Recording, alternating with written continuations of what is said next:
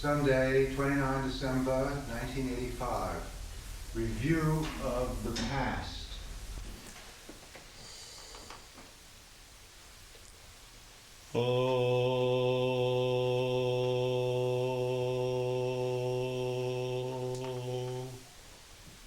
तव कथामृतं तप्तजीवनं कविगीतं कल्मषापहं श्रवणमङ्गलं श्रीमदाततं भुवि गृह्णन्ति ये भुरिदा जनाः। ॐ शान्ति शान्ति शान्तिः। हरिः ॐ तत्सत्। O Lord, thy nectar-soaked words invariably soothes the aching heart of the people scorched by the fire of worldliness. Those who are well exposed to thy invigorating thoughts with sincerity and earnestness are bound to feel within themselves the impact of such exposure. Down the ages, the children of light had sung thy glory in all countries. They are the highest benefactors of human society, who understands well the significance and impact of this great message contained in the Gospel, and by having understood that, they keep themselves engaged in spreading that holy message for the good of the humanity. May we all be able to comprehend the significance of these Gospels, how valuable they are in the scheme of human well-being. Let us meditate on this theme. Peace, peace, peace unto us all. Friends, I wish you all Happy New Year.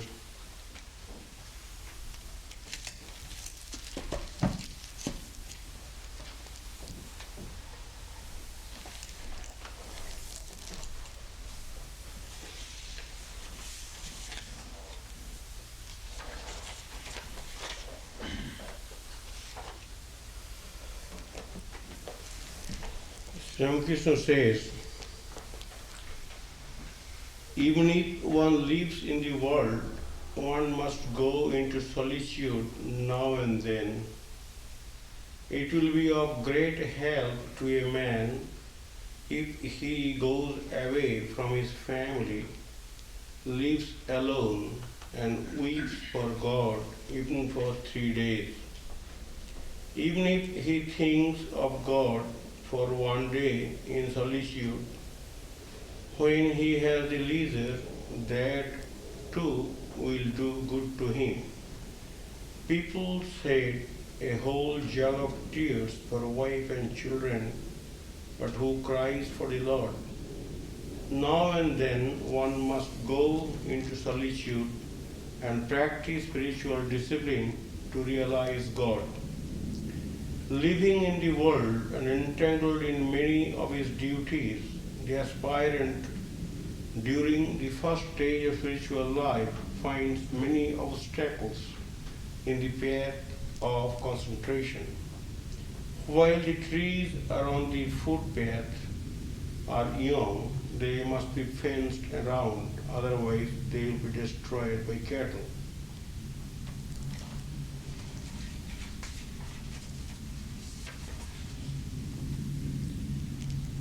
So here we find that solitude or loneliness or that spiritual motivation to have a communication with God, communion with God,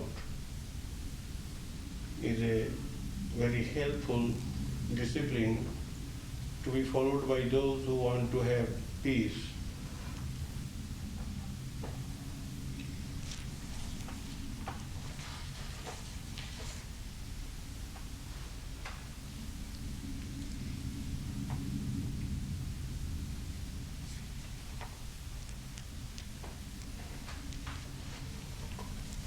Then Swami Krishna says, according to certain, Swami Krishna says that he longs for the realization of God and prays to him sincerely. He repeats the name of God and calls on him with a guileless heart. Now, whom should we call the adept? He who has the absolute conviction that God exists and is the sole doer, he who has seen God, and who is the adept of the adept, he who has not merely seen God but has intimately talked with him as Father, Son, or Beloved.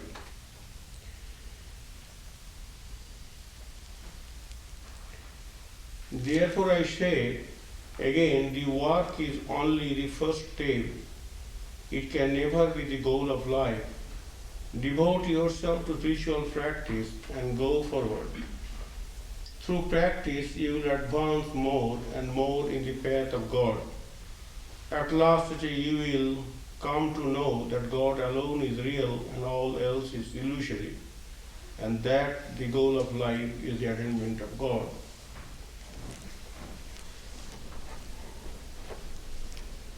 His tears will flow, and his hairs on the body will stand to the end when one is inebriated in that thought. No sooner does he hear the sweet name of God than the hair of his body stands on end for sheer delight, and tears roll down his cheeks. A man cannot get rid of body consciousness as long as he is attached to worldly things and loves lust and lucre. And he becomes less and less attached to worldly things. He approaches nearer and nearer to the knowledge of self. He also becomes less and less conscious of his body.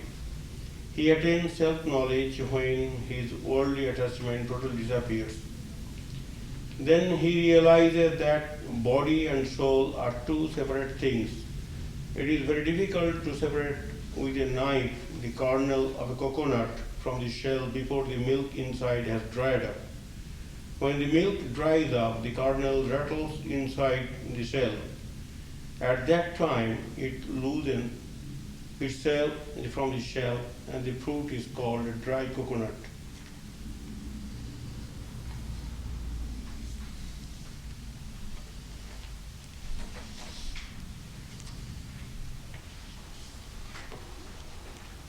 Mind alone is the cause of the bondage and freedom of the soul.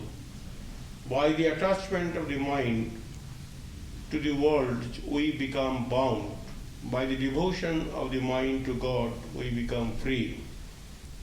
Give up all ideas of me and mine, for thus alone is the heart purified, and so freed from lust, greed, and delusion. It is pure heart. In a pure heart are manifested knowledge and love. The true self, which is divine, self-luminous, pure, free, is realized.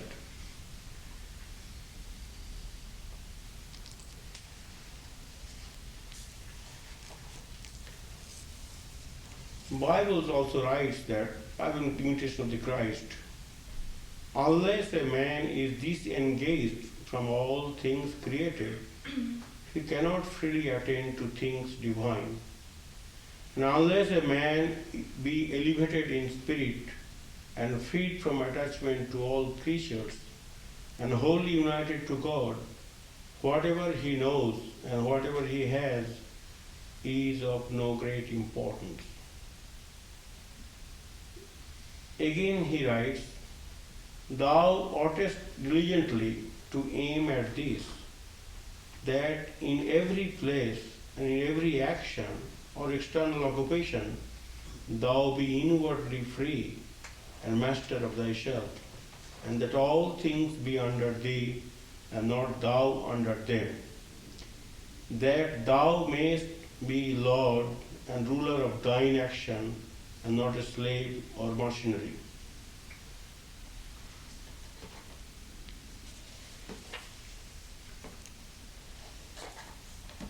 This we have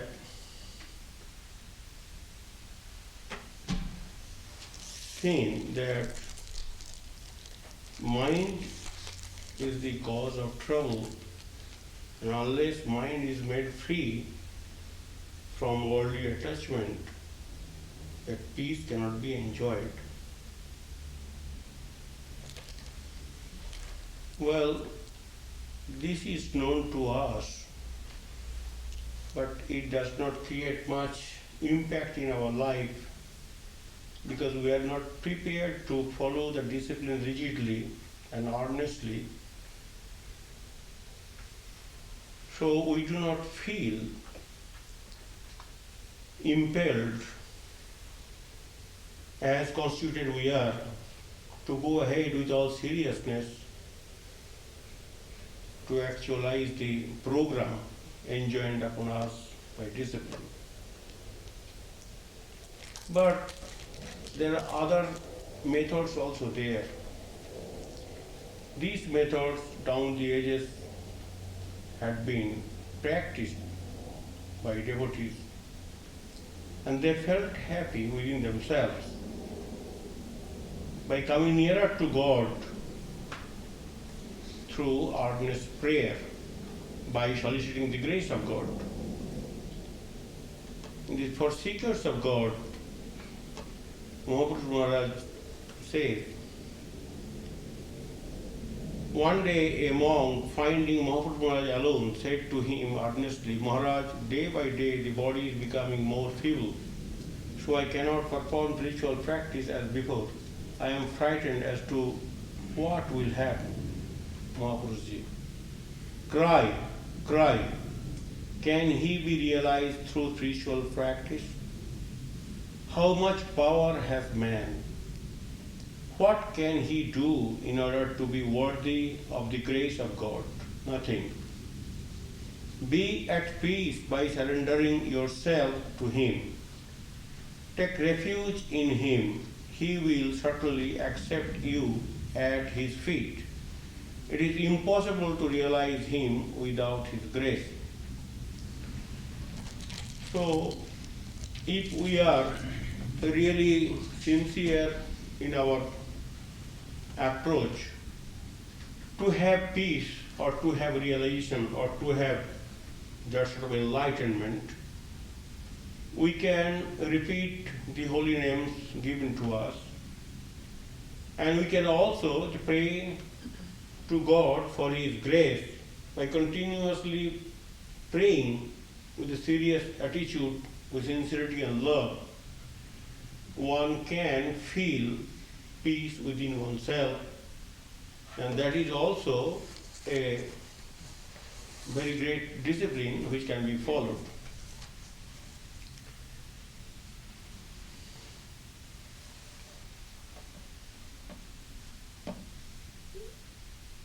Well,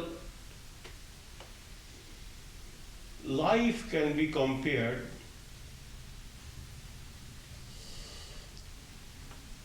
to a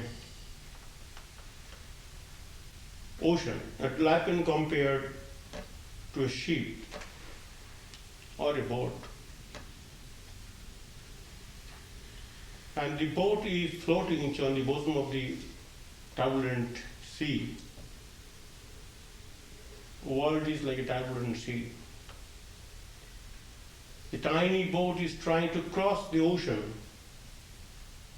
All the time is afraid of danger, imminent danger, may be drowned.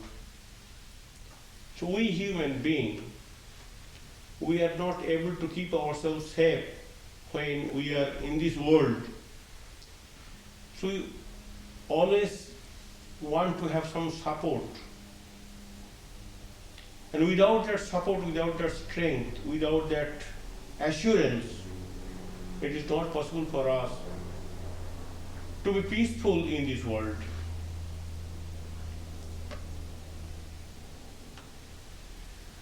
So if we try to be wise, and if we want to have wisdom, then we can be safe. Because being backed by that wisdom, which one can safely live in this world. What is that wisdom? That God is me. God is inside me, outside me, above me, below me. He has a great concern for me. So I am not alone. I am always guided, protected, consoled by God. That sort of conviction comes out of wisdom. Those who are wise in the real sense of the term, they don't feel that they are only tiny human being bereft of any spiritual substance. So having that assurances that they are devotees and devotees are being protected by God down the ages in all countries. So by becoming a devotee, I have also gained a great support, and that support will give me strength in my living. So Swamiji says, every word that we do, every movement of the body, every thought we think leaves such an impression on the mind stuff. And even when they are not obvious on the surface, they are sufficiently strong to work beneath the surface, subconsciously. Each man's character is determined by the sum total of these impressions. If we are manufacturing our own character, our own idiosyncrasies and aspirations, then we have to be thoughtful what sort of action, what sort of thoughts will be beneficial for us. So by having that sort of wise program, which one can manipulate one's energy in choosing right type of action, right types of thoughts, which can help us immensely in enjoying peace. So one has to be very careful, because that is a fact, a law. Each work that we do and every movement of the body leaves a permanent impression in our mind stuff. So that impression has to be erased if it is bad. Otherwise it will produce some bad effect. So to avoid that disaster, that calamity, that misfortune, or that source of unhappiness, one has to be careful in choosing one's thought or one's action. Now modern media, they are very dangerous for each one of us.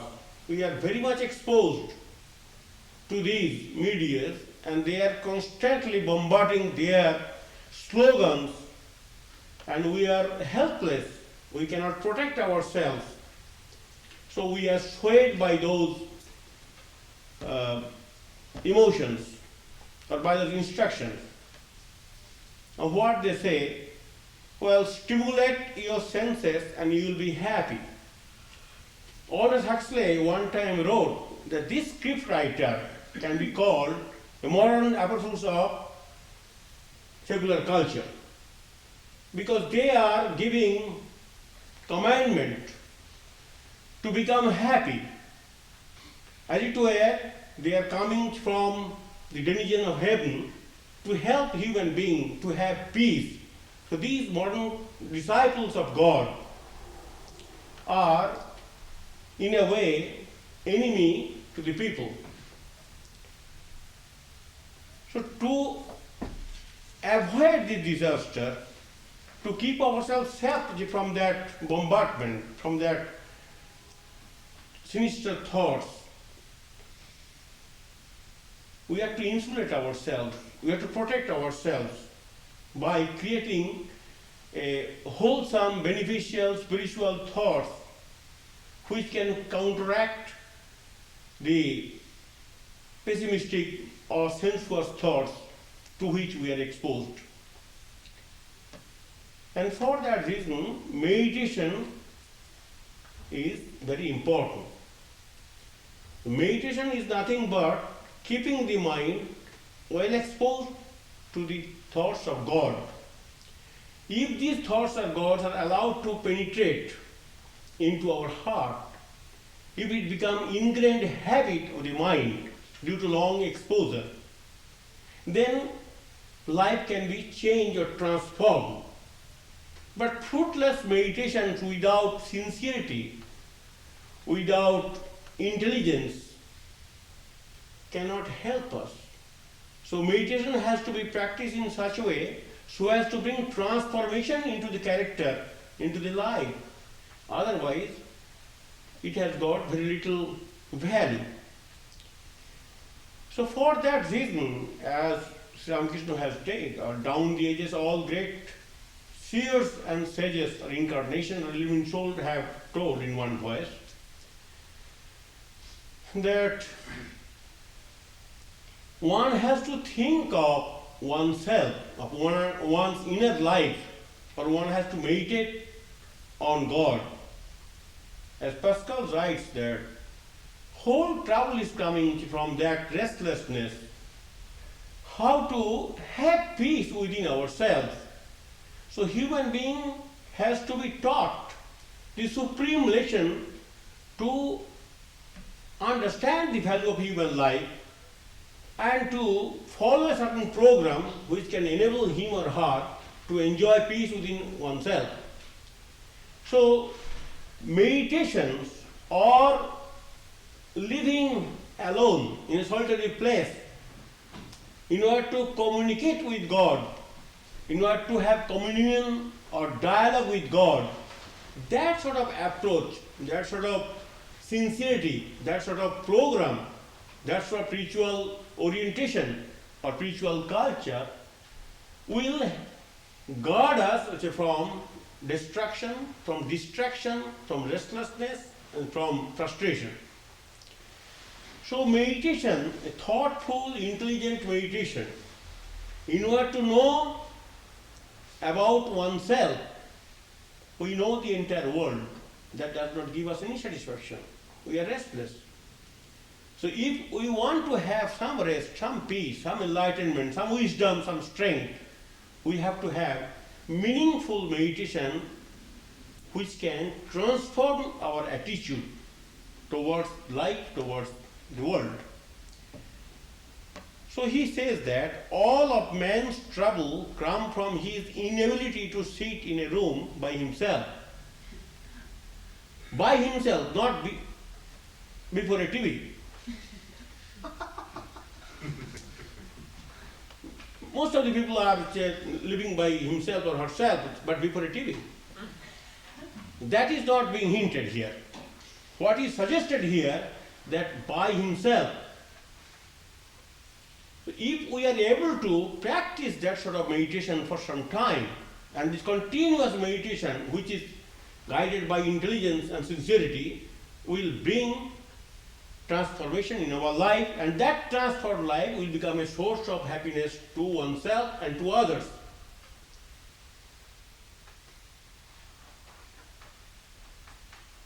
You know the famous anecdote of a washerwoman. She used to attend the lectures of immersion. So one day she was asked, you are a washerwoman, you are illiterate, you did not have any degree from Columbia. What benefit you are getting by attending these lectures? In those days, so she told very boldly that, well, this lecture has helped me to understand my own life. I know that I am not just a washerwoman. I have got some divine stuff within myself. And that knowledge is so precious for me, so meaningful for me, so valuable for me, that I am tempted to attend these sort of lectures throughout my life, because it has given me a great help in understanding myself. So these exposures, these holy thoughts and ideas brings enlightenment to us, and that enlightenment is a very, very precious knowledge, precious information for all of us down the ages. Very few people is gifted to have that enlightenment, and world is dying for not having that enlightenment. So those who have understood the meaning of that enlightenment, the significance of enlightenment, they will not be lured by the so-called glamour of the mad world.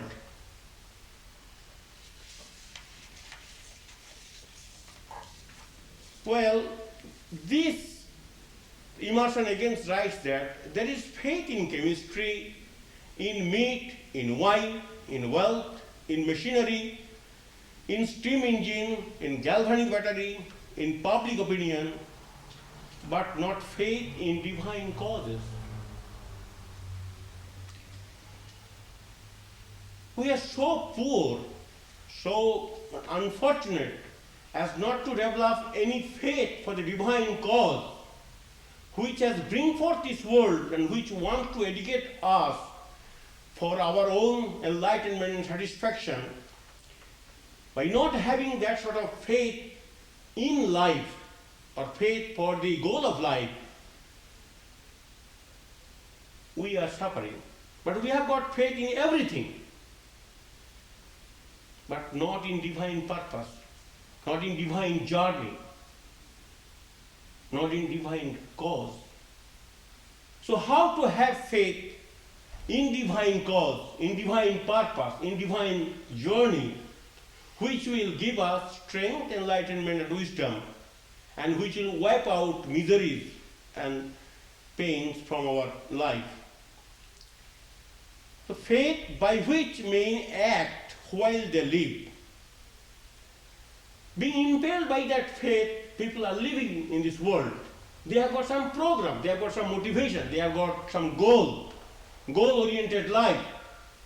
So no matter what happens to their present life, they are bound to follow that program, because they know by following this program, by having this faith, faith in divine purpose, faith in sacredness of human life, they will transcend the world of misery. They will overcome the world of misery. So that faith which gives us that inspired living, that just for higher life, is very useful. Unless that faith is acquired and it becomes the ingrained habit of human mind is bound to be swayed by passions, by impulses. So not that they talk of when they die. That is not the faith. Before death, well, Lord, you are here, and you saved me. That has got some value. I don't say it has got no value. But how to have that sort of reliance on God, that God is my Redeemer? If life is wasted, if life is not allowed to cultivate that sort of motivation, that sort of love, that sort of thinking and enlightenment, how that certainty or surety or conviction will come to a dying person, that he or she will master courage to seek the blessings of God for redemption or salvation? It is not possible. So that's why the faith by which men act while they live is more important, and not that they talk of when they die. Our life is what our thoughts make it.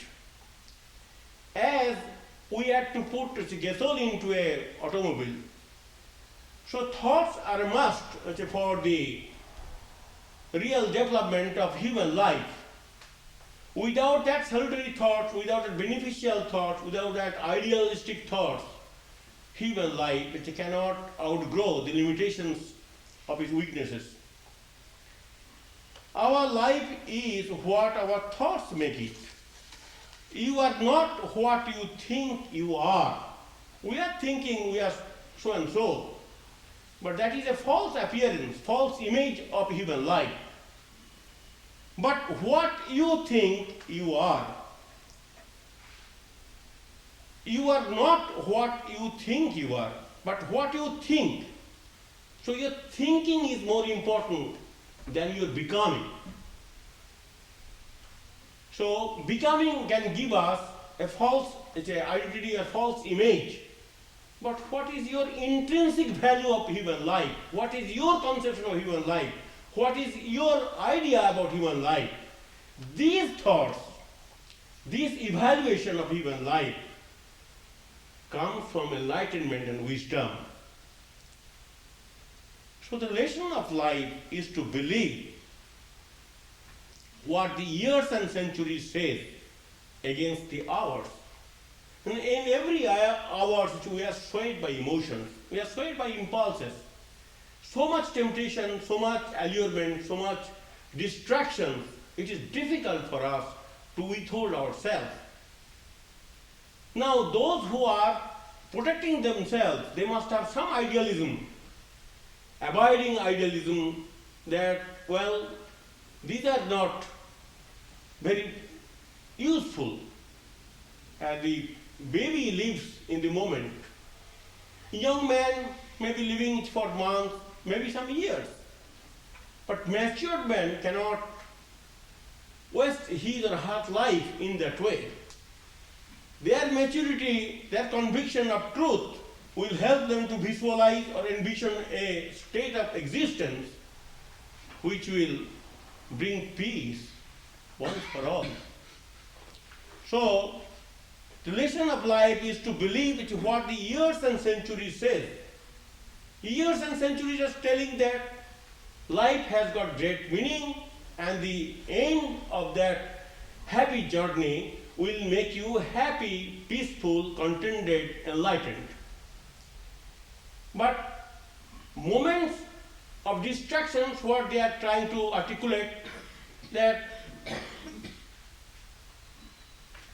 fulfill the aspirations of your senses and be happy. Momentary satisfaction is there, and then it is followed by frustration or depression or irritation. So those who are guided by the higher principles, noble visions of life, they will be able to withstand the shocks of these temptations. Otherwise not. So how to insulate ourselves, how to avoid distraction, how to keep ourselves protected, how to disinfect ourselves, only by having this sort of conviction or by having that sort of wisdom. Now people may question that, well, we are thinking, we are trying to understand that also. We are not child, we are not behaving as a child, but still we don't find any progress in our life. So in answer to that question, on Holy Mother it was asked by some devotees, the same question. So we don't feel that we are making any progress. Holy Mother gave a very good example. He said, well, suppose you are sleeping in a cot at night, but without your knowledge somebody has pulled you to a distant place. When you woke up there, you find that you are not sleeping at a particular place. You have been removed from that place. But that progress or that change was not noticed by you because you are asleep. When you are awakened, then you come to know. So, although we are not satisfied with our common life, but by pinpointing our hope on that reality, on God, or on God's grace, and by living this life according to our capacity, we will be able to feel the impact of this life in later age, if not earlier, because nothing goes in vain. So progress will be registered, no doubt. It can be felt, it can be enjoyed also, no doubt. It may not be very instant success as we try to understand it. So these are the highlights of a spiritual following. those who are trying to follow some ritual injunctions, they have got nothing to fear, nothing to lose, everything to gain. Now, there was one holy woman, Navagopal Babu's wife. He was a great devotee, household devotee of Sri Ramakrishna. She was a very pious lady. She served, you can read from our literature, she served Sri Ramakrishna. She was very dear to Sri Ramakrishna for her devotion. But one day their family was very rich. And in that family, Vivekananda composed that hymn, that's Soliloquy, not composed, that's Thavagaya Dharmeshwar. So he was a great devotee. His one son also a noted as a monk of our order. But they had bad times, their wealth was lost. So, but as she has developed that habit to pray to Sri Ramakrishna, to think of Sri Ramakrishna, to take his name, in the morning she was taking all those things, as usual, as she has done for many years. Her children were telling, "Mother, what's the good of telling that name? You have ruined everything. You had rich, you have got wealth, now you are almost bankrupt. In spite of that, why you would not want to think of something else? What's the good of thinking of Lord?" And she gave a very beautiful answer. I have loved him. Because I have loved God, because I have loved Sri Ramakrishna, I cannot be persuaded to give up that love and to love something else. So those who are trying to follow spiritual life, they have also developed love for spiritual life, and they cannot be persuaded, they cannot be coaxed to give up that. If it is genuine love, if it is sincere love, that love which will help us to withstand the shocks of life. And that is real spiritual progress, no matter what happens to our apparent life. So that deep faith in Sri Ramakrishna, her longing for Sri Ramakrishna, her noble mind for having communication with Sri Ramakrishna was very important. But it is not possible that devotee will be always surrounded by a very happy situation.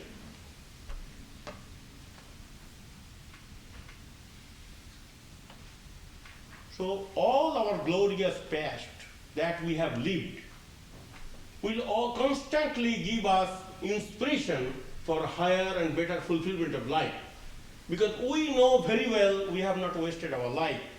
We have tried hard to stay in this life, to make some progress in this life, to enrich our life, to deepen our spiritual life.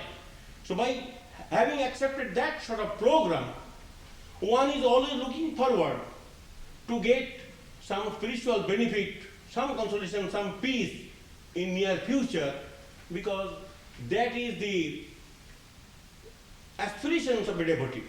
So devotee has not wasted his or her life. So that is great consolation and satisfaction is there that something is going to happen, because nothing can be wasted. So all our glorious past, our pious living is always giving us a good suggestion and inspiration that life has been lived well. So life also is going to reap a rich harvest in near future, nothing to be afraid of.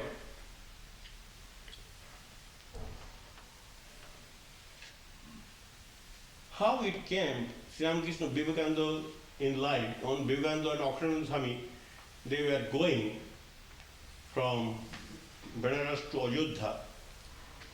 It is there in the book. Vivekananda Swami did not want to go, but he was coaxed to go by Akrananda Swami. He was not talking at all throughout the journey. Then he reached, but Vivekananda Swami ultimately was very happy to come to Ayodhya, and he saw some holy person. There he heard one anecdote also. There was one Muslim mendicant. He had a mosque where he used to pray and he used to live that life. But as human being is weak, he also was tempted by lust. There was such one woman in the neighborhood, and she was very beautiful, and many youths were coming to her. So he being a recluse, he being a mendicant, but even he was tempted. So he tried to have some satisfaction in having an interview with that lady. So she was very rich, how it is possible for him to have an interview. So he tried to scale the wall at night and clean the vessels, clean the courtyard and all that. That he was doing for some months. And everybody was surprised, who does all these things at night? So one day they tried to catch him and he was caught. Then he told, just to have some interview with that lady, I am doing all these things so that she may be kind towards me. The interview was granted and he was coming to meet her in the evening. When he was sitting in a particular room, just before interview, the evening bell was given from the nearby mosque, and he literally ran to that place. He was reminded that it is evening and prayer has to be said. He cannot waste his life here. The intoxication that created distraction in his mind from his spiritual path, and to fulfill that he was trying hard by doing all those things which have been mentioned. When the supreme opportunity came to his life to fulfill, he was instinctively led to follow his program which he had been following for many years. After heard that, Vivekananda made a prophetic remark that, well, how discipline saves us. He was following a discipline for many, many years. It was his ingrained habit. It was instinct with him. And this discipline actually saved him from utter disaster when in the evening of his life he was tempted by lust and he was almost going to fulfill that. So those who are trying to follow certain noble disciplines, by following those disciplines, one is protecting oneself from the temptations of worldliness. So discipline is very, very valuable. Those who are trying to follow any spiritual discipline anywhere, systematically, persistently, honestly, sincerely, and with loving heart, they are protected in many ways from the vagaries of the worldly temptations.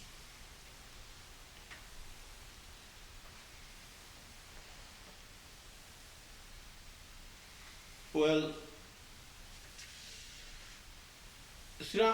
if you go to Jairambati, then you will find that modern Jairambati is done by one particular monk. His name was Kishori Maharaj. He was pretty 93, 94 years old, and before I come to the country, I saw him. He passed away. So he was a local man, and he was a fit man to have some ashrama over there. He had to fight very, very hard against the enemies. And he was a very suitable candidate, and he was close to Holy Mother. he made a remark that, Mother, you have got so many children. Why do you ask me to stay with you? Mother told, well, I feel secured when you are here. So that was a great assurance as given by Mother to him, and he felt very happy that at least he rendered some service to Mother. Mother told you, well, I feel very secure when you are here. So when mother passed away, he was also made in charge of that place and he was continuing. So one time he also wanted to go to Himalayas for meditation, as many monks were going. So he also broached the point to mother. So mother, many monks are going to Himalayas for austerity, for practice of meditation and all that. Let me also go for some time, which I have always involved in work. Mother told him that, well, where you are going to count winds? Are you not getting the benefit of meditation by staying with me, by doing my work, or doing Sri Ramakrishna's work? If you think that you are doing Sri Ramakrishna's work, and if you think that you are doing my work, not in God's work, so this strenuous labor devoted to the construction of the ashrama center is tantamount to good meditation. You are involving yourself unselfishly to render a service to the children of Sri Ramakrishna, and this sacrificing life, unselfish life, this dedicated life, will definitely give you enlightenment and peace. Where you are going to count winds in the name of meditation, most of the people, they count winds only. They do not make any progress. It is not so easy, because selfish mind cannot achieve anything. So unselfishness has to be cultivated, and for unselfishness, work is very important. Work will help us to become unselfish.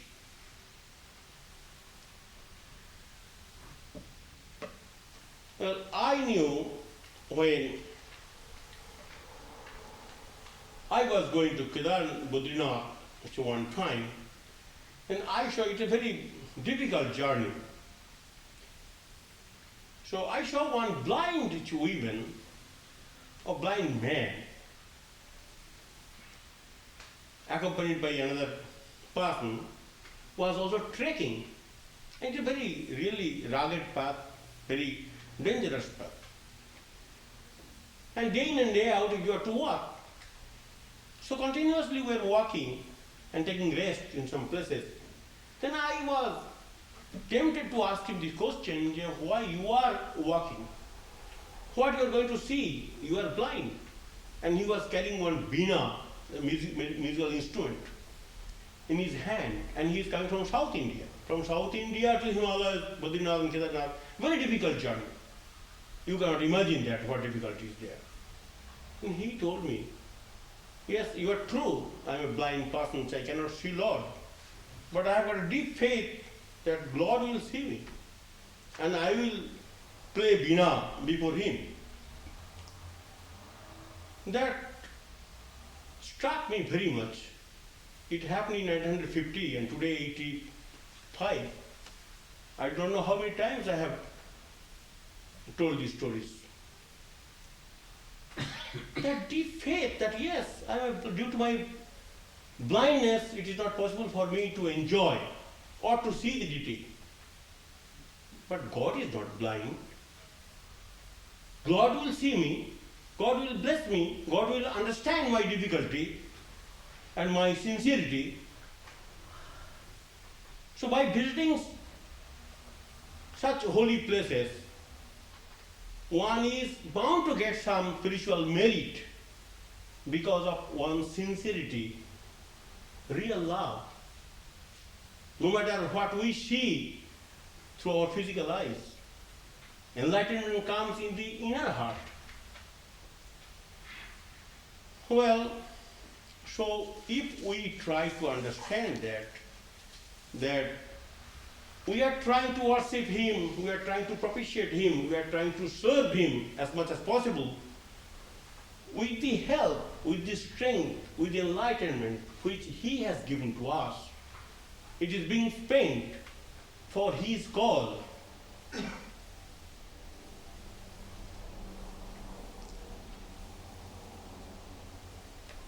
There is a beautiful anecdote there.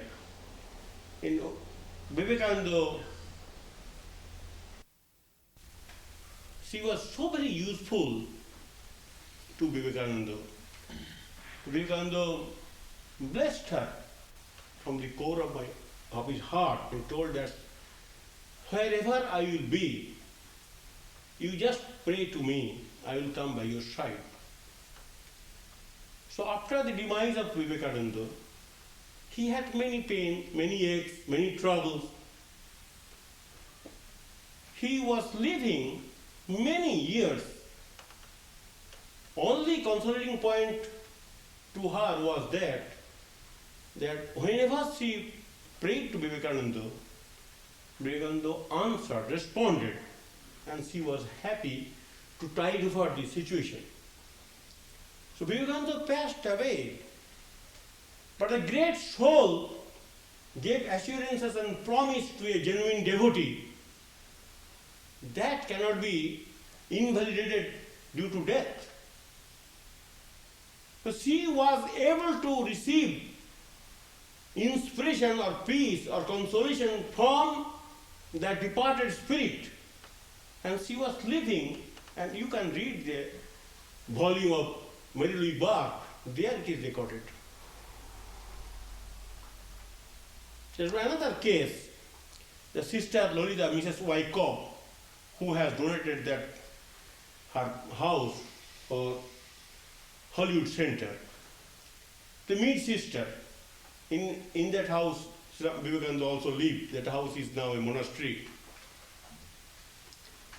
She had also pain, everybody has got pain and misfortunes, all these things. Vivekananda kept that pipe in the mantelpiece in Pasadena. One day she was having migraine. She was very much disturbed. So she was going to take that pipe from the mantelpiece. At that very moment, Vivekananda told within herself, Madam, is it too unbearable? And the moment that she took it and rubbed that pipe against her forehead, the trouble gone. She was peaceful.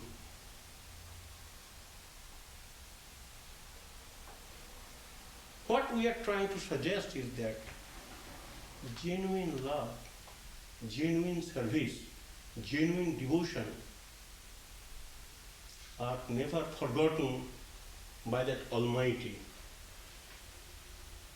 who knows everything, who is our indwelling self. So when we are coming for His service, for His cause, for His purpose, and for our spiritual benefit, He knows our heart beatings, He knows our anguish, He knows our tears, He knows our limitations. So He comes forward to help us to get peace or assurances or inspiration or doggedness and tenacity or patience.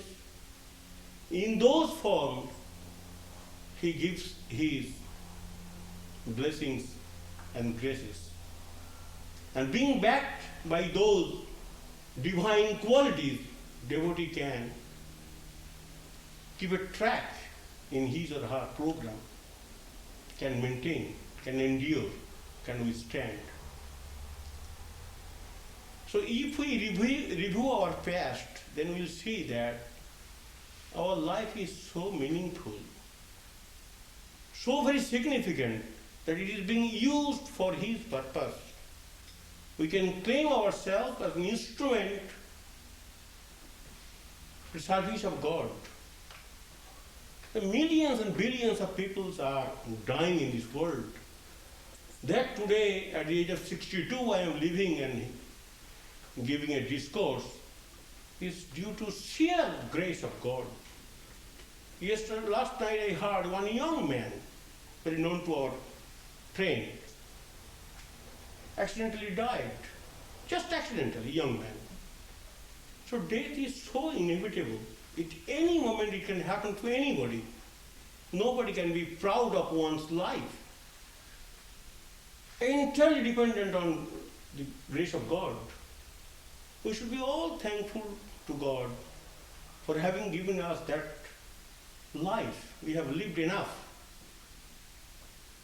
And this long life has been placed at his service. In some way or other, we had rendered some service for his cause and for our spiritual benefit. So by becoming an instrument to that great cause, the sacred cause, the holy cause, the cause which is very significant today in this world, because today darkness is so pervasive and enlightenment is so rare that people are dying not for having this enlightenment, this wisdom, this illumination. They have got no faith. So how to infuse that faith in somebody, how to transmit that spiritual idealism to somebody, or how to keep the door open for the children of God, to enable them to commune with God, is a great sacred task. Those who are willingly doing that, they should be very much happy for their assignment. So if we review our past, then we'll find that this house of truth, which was established for a great illumined soul and for a great purpose, for a very great purpose, is being nurtured by the devotees for so many years. And this lighthouse of wisdom is a great university, greatest university in the world. I have got no hesitation to articulate that. All the universities have got no value at all unless they are able to give that enlightenment and wisdom which endures. So that sacred function is being discharged by this house of truth. And those who are willingly giving their volunteer help, volunteering themselves for this great cause, they have got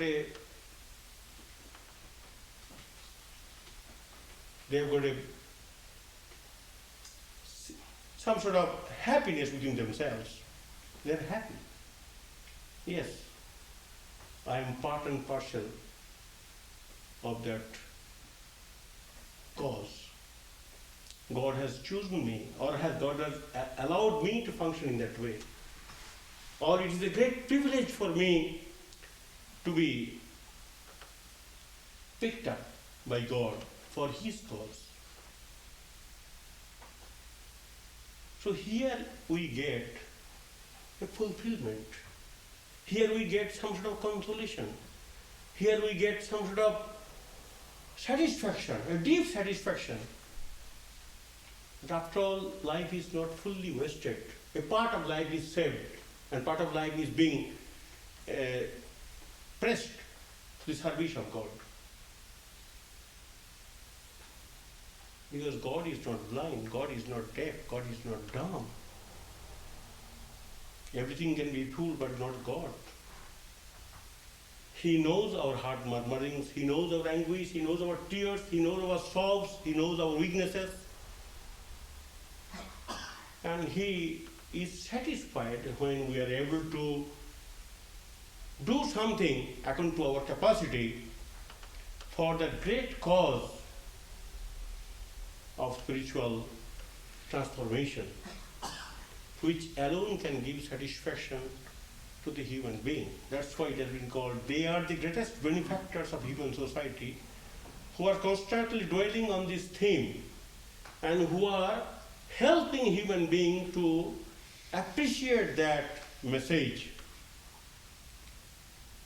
So if we sincerely understand that, then we are bound to be happy, because we are involved in that great, sacred, noble program, the indispensable program which is a must for everybody for one's happiness and enlightenment. Story.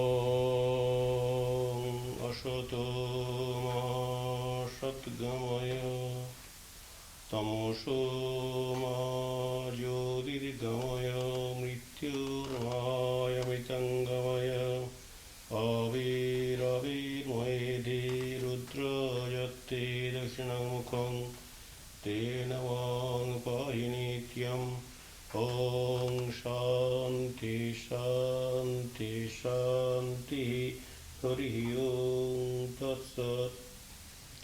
May He who is the Father in heaven of the Christians, Holy One of the Jews, Allah of the Mohammedans, Buddha of the Buddhists, Tao of the Chinese, Auramas of the Zoroastrians, and Brahman of the Hindus, lead us from the unreal to the real, from darkness to light, from disease and death to immortality.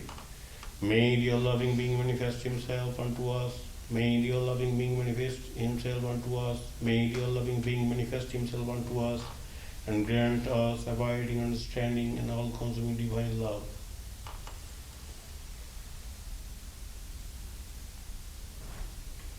Peace, peace, peace, peace.